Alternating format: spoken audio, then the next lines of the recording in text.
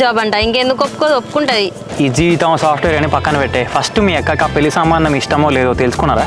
దాన్ని అడిగితే మాత్రం పెళ్ళి ఇప్పుడే చేసుకోనని చెప్పింది. ఇక మా అమ్మను అన్నేమో చేద్దామని అనుకుంటాను, ఏమవుతుందో మరి. మరి మీ అక్కకి ఇష్టం లేదన్నాక ఇప్పుడు ఎందుకే అంత తొందరపడి చేసుడు? కొన్ని రోజులు ఆగిపోయినలో. ఓ ఎడ్డి బావా, మా అక్క పెళ్లి చేసుకొని పోతేనే కదా మన లైన్ క్లియర్ అవుతుంది. మీ అక్క పెళ్ళి అయినాక కదా మన లైన్ క్లియర్ అయ్యే విషయం గురించి ఆలోచించేది. నువ్వు ఇప్పుడు ఇది మాట్లాడడానికానే నన్ను ఓ కుంపల మునిగి రా రా అన్నావు. ఏంది ఇది కొంపలు మునిగే విషయం కాదా? మా అక్కని పంపించిన వెంటనే నా పంపించేస్తారంట. నువ్వు జాబ్ తెచ్చుకొని మా ఇంట్లో వాళ్ళతో మాట్లాడు.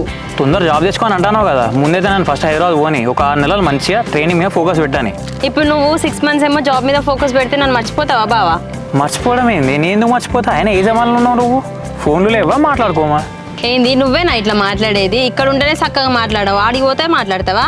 ఇక్కడ అంటే ఇంట్లో వాళ్ళు ఉంటారు కాబట్టి ఎక్కువసేపు మాట్లాడలేనే. అక్కడే ముందు ఒక్కనే ఉంటా కదా, ఎంతసేపు అంటే అంతసేపు మాట్లాడుకోవచ్చు.